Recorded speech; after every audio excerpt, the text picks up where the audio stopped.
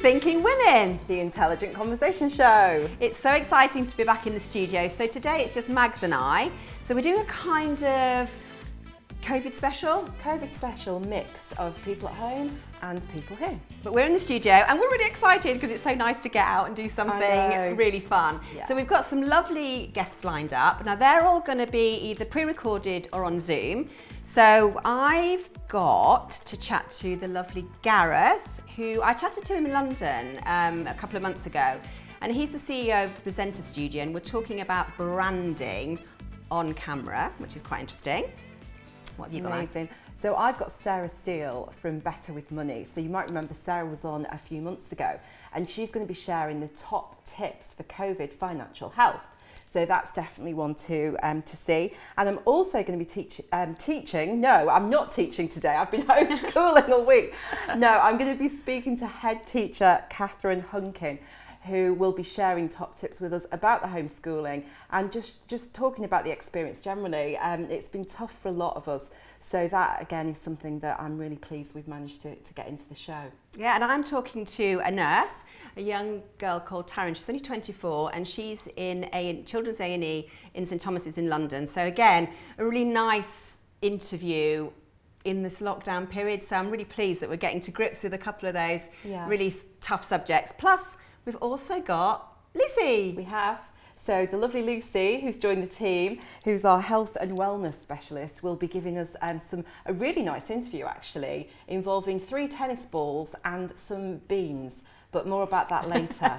Okay. But what's been in your inbox this week? Well, I've been thinking a lot about wild swimming.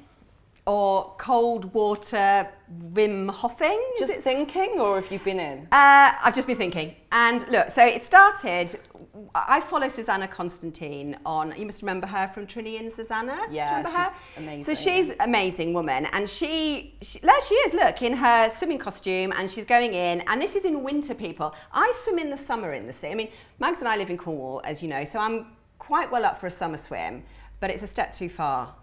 Do you go in? Do you go in? No, well, I've been in a wetsuit in the past, in the winter, but all, you know, with the hood and everything like that. But no, not in my swimsuit in winter. And then look at these ladies. These ones are, this is a friend of mine in Scotland. So they're going in the ice. They're breaking the ice and going in. So this is a really massive thing. And I know there's a couple of chaps on that picture, but actually I've noted it's quite a big thing with women. Yeah. So women are really taking this cold water therapy. So have a look at Wim Hof, because he's really quite interesting in what he talks about in how it affects the immune system. And like I say, I don't go in, I don't do the actual swimming, but for maybe about 3 years, I have a cold shower. So I have my hot shower and I wash my hair and cleanse myself. And then I actually turn the tap cold and I stand for about 3 minutes. And it's meant to be really good in taking you out of your comfort zone, isn't it? That's the idea. So that then you're not just in your little sort of warm space, you're going out of your comfort zone. Yes, you're out of your comfort zone. You don't want to do it. It's that thing about, 5, 4, 3, 2, 1, and you go and do it because you don't want to do it. So if you've done something you don't want to do at the very start of the day, then kind of the rest of the day is easier.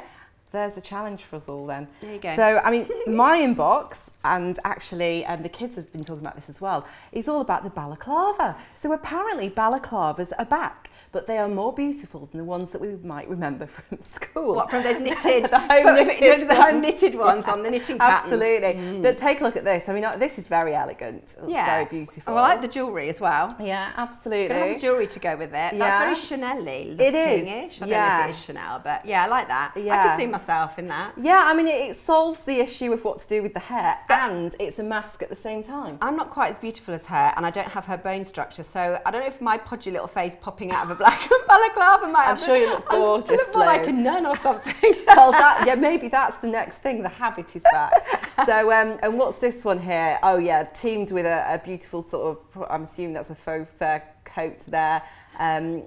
That's that's looking good. That is knitted by the looks of things. But look, as she goes down, she's got a pair of stilettos on in the snow. So she's got a balaclava on, looking nice and warm, and she's got a pair of bare legs. Yeah. But I mean, if you're at Lady. home, it doesn't matter. I've been tottering around in high heels at home just for the sake of it. So why not? Anything goes in COVID, I I reckon. think so. And this, I mean, there's a bit of a sort of French theme going on there, do you think? Yeah. I like that. Actually, and so practical. Practical, exactly. You know, so a bit your mask of on. fun fashion in lockdown. Anyway, and now I think over to our first guest. Branding ourselves for business on social media has become even more important during lockdown. I had a chat with CEO of the Presenter Studio, Gareth Davis, and got some top tips from him on, frankly, what can be quite a daunting prospect for many of us.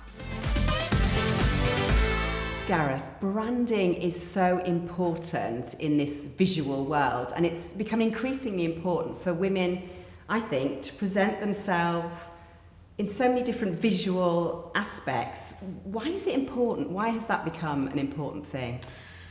I think basically people buy people. So if you are a business owner, you want to be almost the personification, I would say, of your brand, i.e. being relatable, having a communication with your customer, your audience, so that people buy into both you and your brand, is the way that we're all working now. And I think through lockdown, it's been brilliant to see so many brands, so many business people taking to social media, communicating a lot more with their customers, to be a brand that's relatable and to be a brand that's in contact with their audience. I think we all want to be part of something now as consumers. So therefore, getting yourself out there, getting yourself on camera, being relatable, I think adds great value to any brand and business. And that's all well and good. So we're looking at this, we're thinking, okay, I need to get on camera, I need to be relatable, but it's terrifying to some of us, you know? So how can you, in your professional role, ease us if we're scared into feeling comfortable with that? I think one of the main things I would say is that sometimes with businesses or people, when we're thinking, right, we're going to communicate on social media, is we jump into that area without thinking of what our purpose is.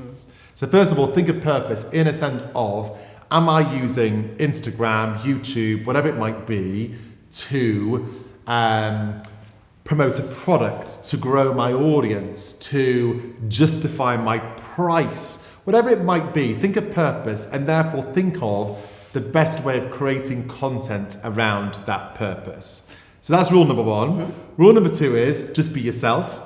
Personality is key. And I would always use the camera as a mate. So talk to a mate and not the camera. Okay. In a sense of, I think when people turn to creating stuff on camera, or indeed in presentations at work, whatever it might be, we all go into formal corporate jargon, corporate speak, that doesn't reflect how we naturally are or who we are. So think of yourself as a personality, chatting to a mate in a conversational manner that's akin to how you would normally speak. But also think of your audience and what kind of content your audience wants to see. So if you are a party planner, then your content needs to be vibrant, fun, energetic, inclusive, compared to if you are a top-end jewellery designer wanting to talk about your pieces, and you only have 4 pieces in your catalogue of products because each one is your star piece and is of high value, and therefore your content needs to be more considered. So again, that comes back to purpose. So if you are naturally quite shy and not someone who wants to be in front of the camera, that's quite endearing and that's quite warm and inclusive compared to somebody who is a bit slick and a bit presentery. That's not very inclusive. So sometimes we work with people in almost completely the opposite way round to what they think they should be doing, because we're wanting you to be relatable, accessible, but above all, just you. And that's sometimes a very hard thing, as you've said, to do for yourself. Just be you, just be you. Gareth, thank you so much for your time. Absolutely amazing. Thank you. Keep watching the programme, everyone. So managing finances through lockdown has been different for us all. Some of us have had less money, and almost all of us might have been spending less money. Here's Sarah Steele from Better With Money with the top tips on how to keep your financial health good within COVID. Hi everybody, so for this programme I'm going to give you my 5 top tips for tackling debt, because at this time of year many of us have still got that Christmas financial hangover, and any debt that we have can cause stress, it can start impacting on our health, so it's much better to nip it in the bud before it becomes a problem. So here they are then. Number 1, it might sound simple, but it's stop borrowing. It's actually going to be a lot harder to deal with the existing debts that we've got if we keep adding to them. You know, what we need to do first is try and work out a plan, pay off the existing debt before we start borrowing more.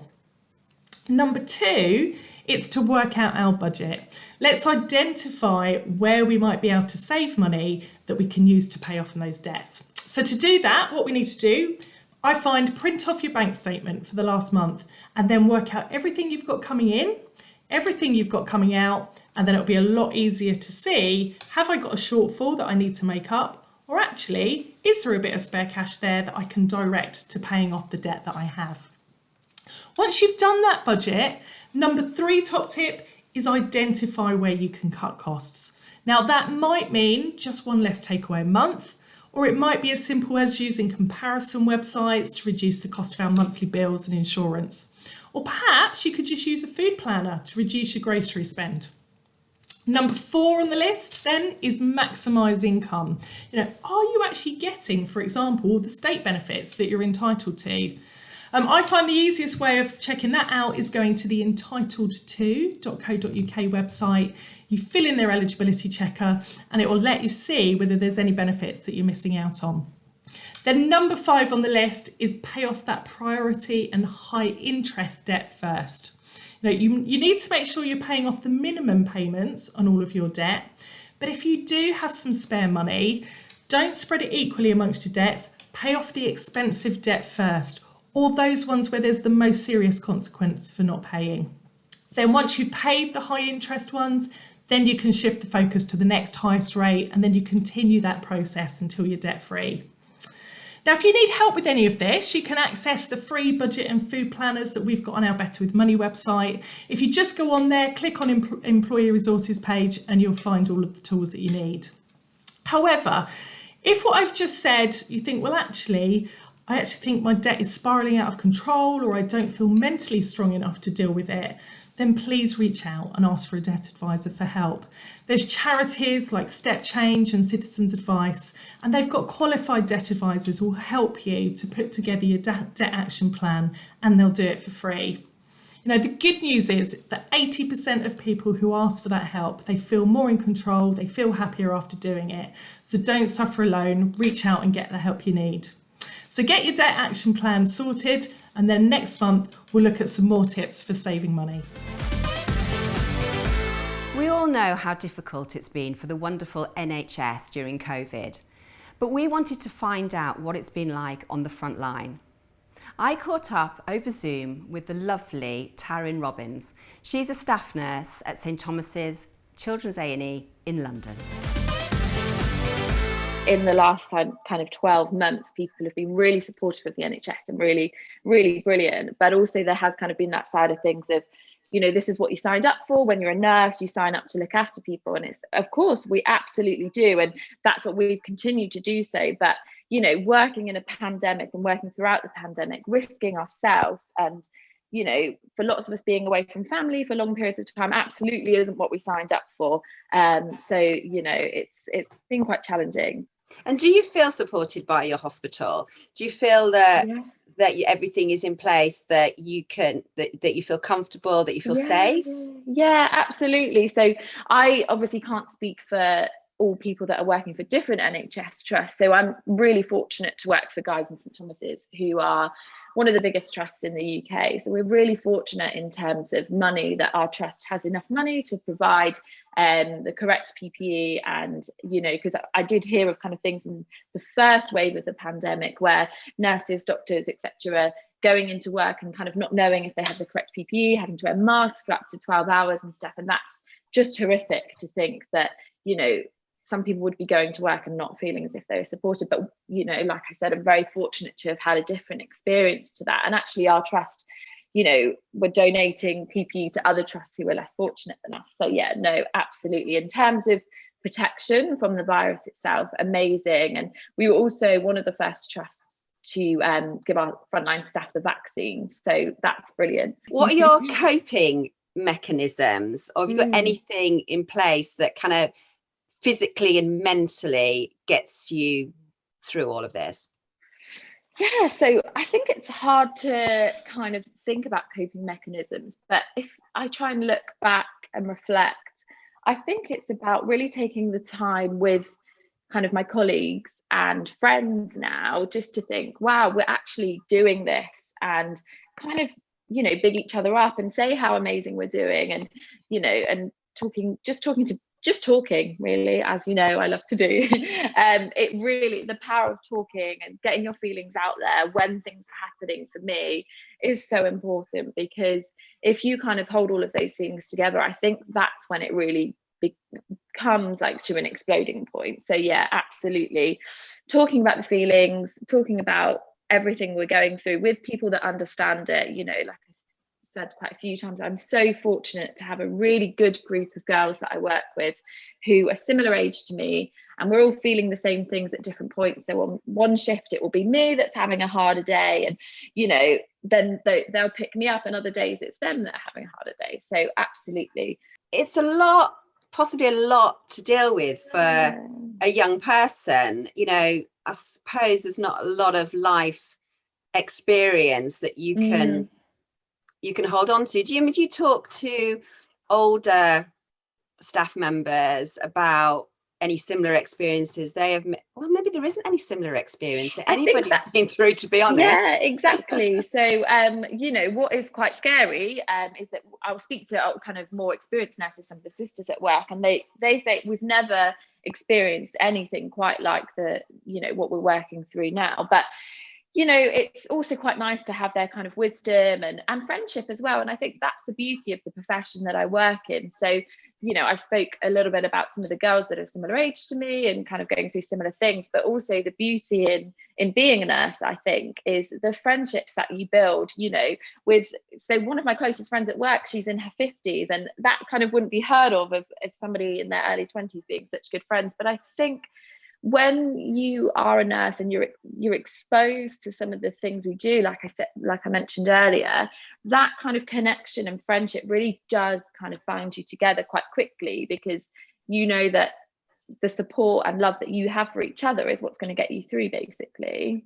You know, you work in children's A&E, and there's been a lot of talk on the TV and radio about, you know, the rise in abuse, in domestic abuse. Do you find, being the front line of that there's more awful things being presented to you on a daily basis? I think what's been a real challenge for us in our children's A&E is kind of the rise in children suffering with mental health difficulties. So we have seen, you know, so many more young people presenting in real difficulty, and that can get me sometimes. I think it's the hearing all of these really tragic stories about how young people are suffering with their mental health, and taking that on board, supporting them. And then it's when you go home and you sit there and reflect and think about how different life could have been for me if I didn't, you know, perhaps have some of the coping mechanisms that I've had throughout my life.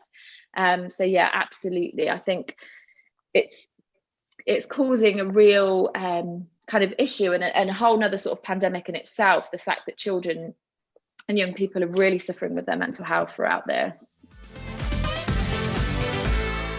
So how do you prioritise your day? There's things you have to do and things that you want to do. And in lockdown, it is even more difficult to get it all right. Well, Lucy came up with a really smart idea using 3 tennis balls and a few beans in a jar. Over to you, Lucy. Hi there. So we've been talking quite a lot about discipline, and about how you need to have some discipline in your life to get things done, because you're not going to feel motivated every day. So you need to set some non-negotiables. I have 3 non-negotiables in my day. I do yoga every day, I meditate every day, and I work for an hour every day on my passion, which is reading the tarot. And so I have those 3 things that I do every day, because otherwise, if you don't have them as non-negotiables, guess what happens? You have all these jobs, apart from going to work and having, you know, your working day, you've got all these jobs. You've got to empty the dishwasher. Excuse me, it's very noisy. You know, you've got to do all the householdy things. And then if it comes to it, you've done all your jobs, and then you think, oh, I need to do my yoga. Oh, I need to do some meditating. And oh, I need to work on my side hustle, my passion. But guess what? The lid doesn't fit, because you can't get everything done. But yes, you can, because this is where the non-negotiables come in. Hold on a sec. It's a bit noisy, sorry. If you do them first, so I'm going to do my yoga, I'm going to start my day off with meditating, and I'm going to work on my tarot, and then all my little jobs are just going to fit in around it, because I've already had these non-negotiables. And look, the lid fits on perfectly. And this is why we need to have these non-negotiables. This is why we need to have discipline in order to move forward. And it's a practice. And every day you have to remind yourself at very first to make these non-negotiables, to be intentional about it. Because then once you're done, life just becomes so much easier. And that's where, you know, if you have these intentions like a thinking woman, then you will get more done and you will feel more fulfilled. It's true. How many of you have been homeschooling? It's not easy, it's tough. Trying to remember what's a verb, what's an adverb, all of that stuff, plus the maths. So I spoke to Catherine Hunkin, a head teacher, on how to homeschool in the best way you can. Well, what I wanted to ask you about was what have been the main issues you've seen parents face and teachers face, and also what do we need to worry about and what do we not need to worry about, because there's all this stuff around verbs and adverbs, and I can't even say or pronounce what some of those things are. Fronted adverbials. Fronted adverbials, yes, that. I mean, so how worried do parents need to be about all this stuff, or is this more about using this time just to spend time with your kids and bond, as opposed to getting ahead in English? It's been really hard. It's been hard for teachers this time, I think, because we've upped every school have really upped the game in terms of the provision. So we've not gone for live lessons, we've gone for video recorded lessons. So back last summer and spring, we'd produce working packs that the parents and children could access from the website. This time we've done video recorded lessons and the pack as well. So they've, I think that's been more helpful. So rather than just having to read the instructions, the teachers talked through particular aspects, mainly English and maths, but different subjects as well. And I think some parents had felt that's been helpful because they could sit the child in front of the video and learn with them. Yeah, that's really helpful. We've our families have been submitting work in through Teams. So I think teachers, not many of our teachers would have been really that confident to record themselves previously and to watch it back. That's it, isn't it? I mean, it's not just the kids that have gone through a real change here and the parents, but the teachers. Yeah, because you guys are used to being in person with the students and being able to interact with them, and that must be so difficult having 30 kids to interact with remotely. Yeah, and all their families. I think most teachers they're fine teaching their class, but they're less confident teach with a bigger audience of parents, for instance. So knowing that parents are all watching them teaching, I think in the first instance when they started doing it in September, they'd make a tiny mistake and then re-record it, or make 20 mistakes and keep re-recording it, and now they're carrying on with it. But it's things like I've heard over the last few weeks people saying I was really pleased. I just finished recording it, then realised that the screen I thought was the PowerPoint I was sharing wasn't. I was actually sharing my calendar. Or I'd just done the whole recording and then realised I hadn't got the volume on.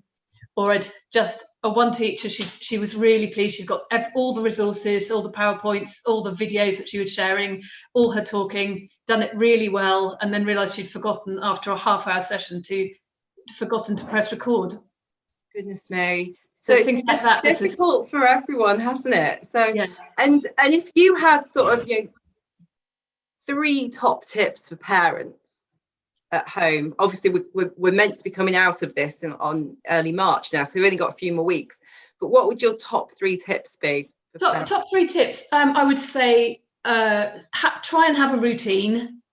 So if you have a routine for your day, it really helps. If you get up and then have breakfast and then start some schoolwork and then have a break and then do some more work and have lunch, it might be that you don't do so much in the afternoon.